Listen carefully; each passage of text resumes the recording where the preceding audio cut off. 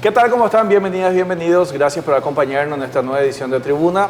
Ocasión en que estaremos hablando de varios temas que tienen que ver con nosotros. Bueno, por un lado, empezamos hablando de lo que tiene que ver con la salud mental, ¿verdad?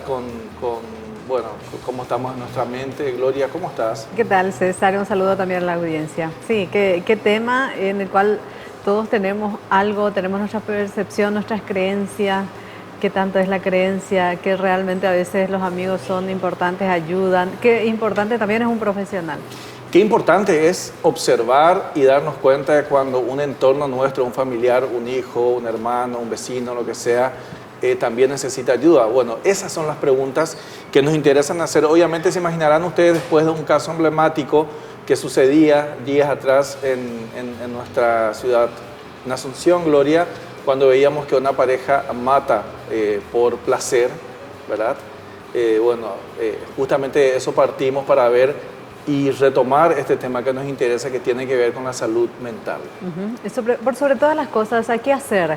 O sea, ¿cómo uno percatarse o cómo percatarse que uno mismo tiene problemas? Lo más importante es eso. Sí. Porque hay una diferencia. Una persona que tiene probablemente soluciones más prácticas, a lo mejor se da cuenta de que tiene un problema, de que está con nervios, etc. El problema está cuando una persona ya no es consciente de que tiene esos problemas. Bueno, es lo que le vamos a trasladar enseguida a nuestra invitada de hoy. Más adelante estaremos hablando sobre este premio de periodismo científico del Mercosur. Nos estarán acompañando representantes de CONACYT y más adelante también estaremos hablando sobre este boom que representa en Brasil fundamentalmente el comercio paraguayo. ¿Cómo miran en este país vecino? Nos sorprendía esta semana una investigación periodística que en Brasil, que definitivamente da a Paraguay todo el destaque de que es definitivamente la meca de la inversión para ese país. Son temas que estaremos hablando en el transcurso de Tribuna hoy, porque ya damos la bienvenida y agradecemos el tiempo a la licenciada María de Lourdes Aquino, psicóloga clínica. Doctora María de Lourdes Aquino, ya verá... Pronto. Por el momento, licenciada. Licenciada en psicología. Gracias, Lourdes, por estar aquí. Y bueno, ya escuchábamos un poco, nos hicimos acá de lo que sabemos todo, porque en el periodismo a veces pecamos de eso, ¿verdad? Pero de lo que no sabemos es de salud mental, definitivamente. Creo que sí saben, pero puedo precisar algunos puntos. Buenas tardes, gracias por el momento, por la invitación. Bueno, partíamos de una situación extrema, obviamente, para hacer un análisis de lo importante que es el chequeo de la salud mental, donde no siempre la persona que está pasando por situaciones, a lo mejor dificultades, es consciente o puede ser consciente y pedir ayuda. Sí, en realidad podemos partir de lo que es el concepto de salud mental desde la Organización Mundial de la Salud, que plantea como el bienestar completo de la persona, no solamente el bienestar físico, sino también social, que tiene que ver con el relacionamiento con los demás, y también a nivel psicológico o cognitivo, ¿verdad? Es decir, con las creencias, los valores, la forma de pensar, que es lo que se traduce mucho hoy en el ámbito como la actitud, ¿verdad? Y que decimos que eso tiñe mucho todo nuestro relacionamiento, nuestro desempeño en general. Sí, hay ciertos niveles y grados, obviamente, en lo que podemos hablar, pero la salud tal cual es el bienestar completo y absoluto de las personas y la capacidad que tiene de adaptarse al medio ambiente y lograr sus objetivos, ¿verdad? Con todas las presiones que existen hoy por hoy, el estrés que nos produce el trabajo, el estrés que nos produce el consumo, el estrés que nos produce tener hijos o no tener hijos, obviamente hasta a veces... la comida te causa la estrés. comida, ¿verdad? O los animales o lo que sea, obviamente que puede afectar esa salud mental. Completamente. Los estresores en realidad están en todo momento y en toda circunstancia. El secreto y la clave está en cómo manejamos ese estrés. Es decir, la forma en que percibimos, si lo concebimos como algo que nos supera ampliamente y desborda nuestra capacidad, entonces entramos en una situación de estrés crónico muchas veces, donde la persona en realidad no sabe afrontar situaciones difíciles y termina complicando la situación y no logrando sus objetivos o sus metas personales y teniendo teniendo malas relaciones con los demás y desarrollando mecanismos de evitación, que justamente es lo que hoy en día está alarmando a nivel mundial, que es el trastorno de ansiedad, pero sobre todo donde las personas evitan vivir por miedo a fallar, por miedo a que la asalten, por miedo a diferentes situaciones, y en realidad eso genera muchísimo malestar. Y algo muy triste es que los propios adultos o los propios padres inculcamos una cultura del miedo y la desconfianza. Entonces, de alguna manera estamos contribuyendo a una sociedad muy insegura y con mucha posibilidad de desarrollar diferentes tipos de trastornos emocionales, de estrés, depresivo o de adaptación, ¿verdad? Por ejemplo, o sea, este ejemplo de matar por placer, por ejemplo, son perfiles de personas inteligentes, o sea, que pensaron, que saben de que cuando podían hacer, o sea, al hacer eso era un delito, que podían, o sea, tenían causa y efecto como que todo muy relacionado. Y por el otro lado, el tema de Internet, uno puede encontrar todo, o sea, hasta puede planificarlo sin ningún problema. Sí. ¿Cómo uno maneja? Porque finalmente hay un nivel de conciencia. ¿Qué es lo que te lleva a un paso más dar, a pesar de esa conciencia de que algo está mal, que no está bien lo que estás pensando? Vos sabés que eso que mencionás con tanta claridad, ¿verdad? De hacer la distinción entre lo que es la conciencia y la realidad. Nosotros los psicólogos hacemos una distinción muy importante. Para nosotros es vital reconocer en las personas la capacidad que tiene de distinguir entre una realidad objetiva y una realidad subjetiva. ¿Cuál sería esto? Podemos decir qué fecha es hoy, dónde estamos, qué estamos haciendo, y eso es un hecho real. Más allá de que yo quiera o no quiera estar aquí, que me guste como sos vos o que no me guste como soy yo cuando estoy contigo, entonces eso último que estoy diciendo es una realidad subjetiva. La mayoría de las personas, ¿qué es lo que hacemos? Insistimos con tanta vehemencia en que esa realidad subjetiva sea objetiva y sea real. Entonces yo me creo un mundo de fantasía. Y en realidad este periodo que estamos viviendo de la globalización y las redes sociales es un cómplice para armar fantasías. Y cuando la persona se mete mucho en una fantasía y llega a ver los límites difusos entre la realidad objetiva de cómo son las cosas, más allá de que me guste o no me guste, y cómo me gustaría que sean, entonces ahí es donde se desarrolla un sinfín de problemas de adaptación intrapersonales, porque uno mismo se siente mal consigo mismo y después de relacionamiento mucho más. Pero el ejemplo que estabas dando en particular es un poco más grave, porque en realidad sí tienen una noción clara de lo que es la realidad objetiva, se entiende claramente los parámetros, las leyes, y el placer está justamente en romper esos límites o esos parámetros.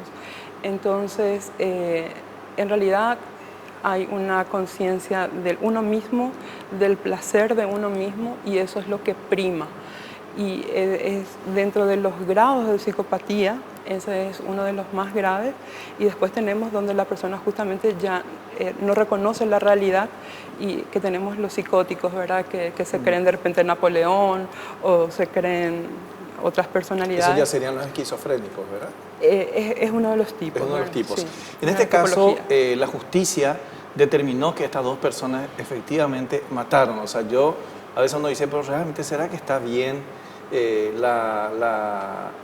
juzgamiento? Porque ellos dicen que son inocentes, etc. Obviamente hay una serie de mensajes, de 4.000 páginas de mensajes que los incrimina al mismo tiempo. Y me imagino que también pasa por unas pruebas psicológicas, a psicólogos forenses que están para eso. Sí. Y bueno, y al final dicen de que ellos no son malos, ¿verdad? ¿Cuál es la característica? Y para colmo, en el combo de las preguntas, escuchaba que son muy buenas personas en las cárceles, ambos. O sea, tienen esa capacidad de caer bien a la gente, porque uno dice, mira, hicieron esto, salgo de acá, pero sin embargo, los que están en el entorno, ya en El Buen Pastor mismo decían, la chica es una líder, es excelente, se porta muy bien y ya nos conquistó a todos. Sí. Una de las características de las personalidades psicopáticas, no las conozco, así que puedo hacer conjeturas únicamente de estas personas, pero en realidad estas personalidades son bastante seductoras, tienen justamente la cualidad de al no poder experimentar culpa o dolor, ¿verdad?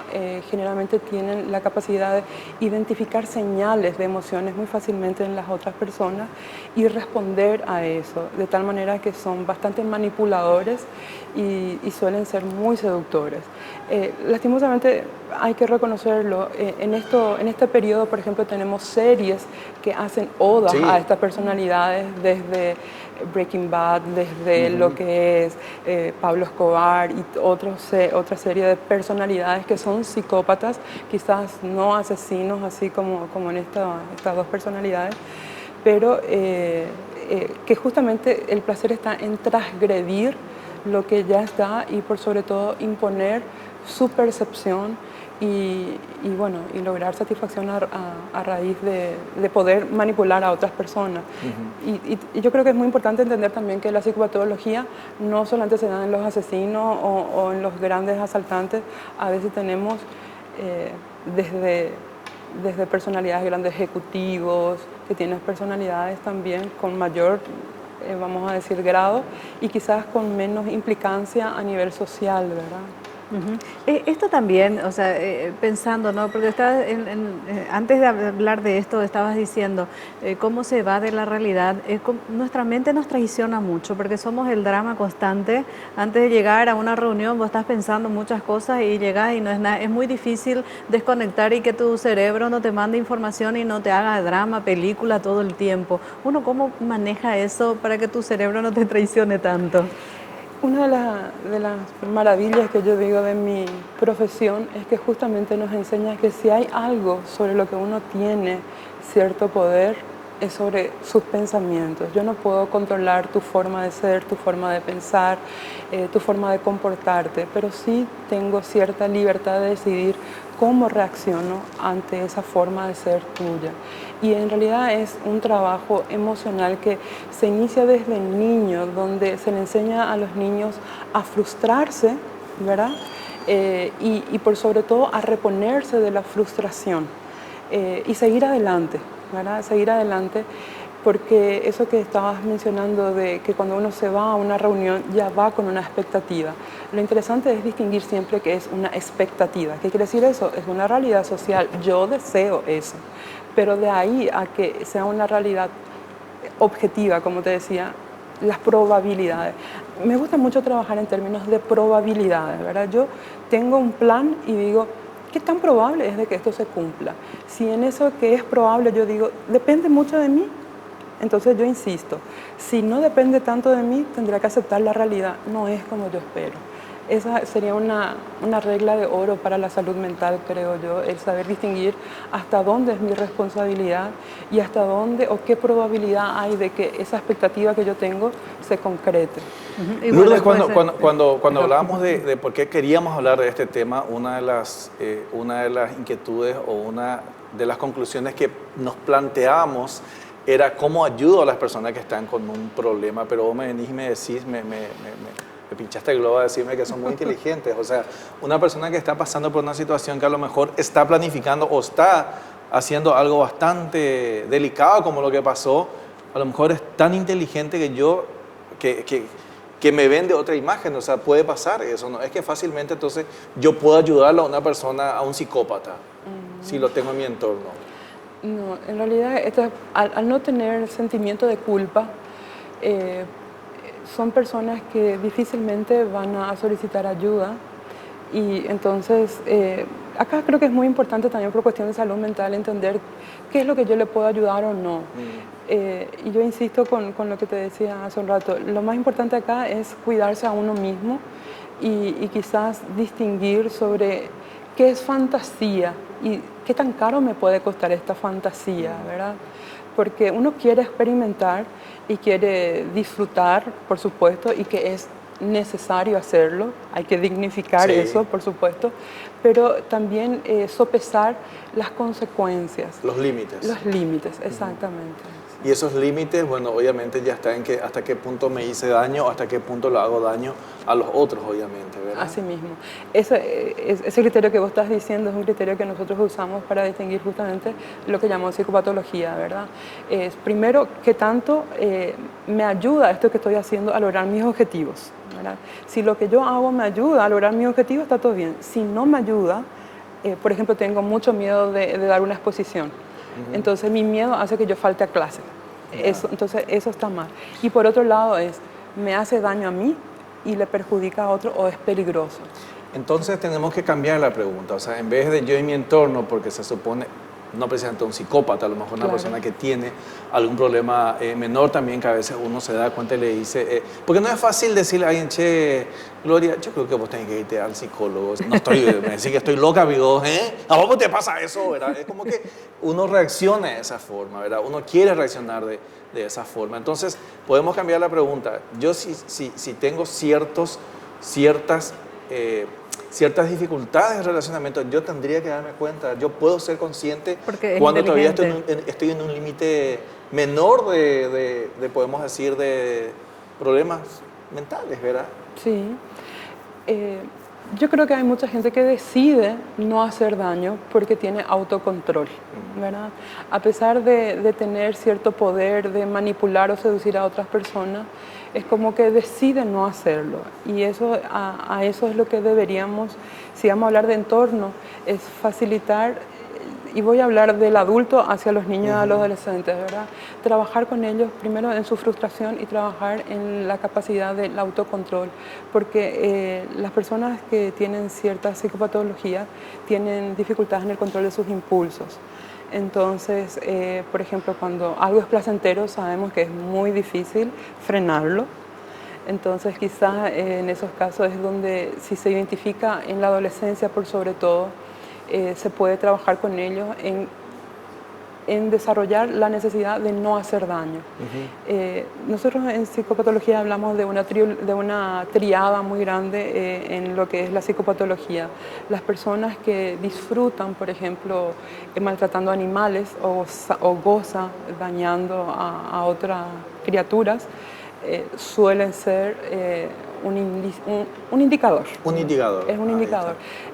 Las criaturas que tienen dificultad de controlar sus esfínteres o que les gusta jugar con fuego, también suele ser otros indicadores, ¿verdad? De los psicópatas sí a eso. Y en realidad es muy triste encontrar de que cada vez más temprano, en la adolescencia, ya se dan de forma muy fuerte ciertos rasgos psicopáticos, ¿verdad? Supongo que las familias quedan devastadas, ¿no? O sea, un lado es la familia del chico que falleció y también los otros. O sea, vos como mamá y que tu hija hizo eso, supongo que has de pasar un montón de procesos también, porque en algún momento te sentís hasta culpable, o sea, que hice mal.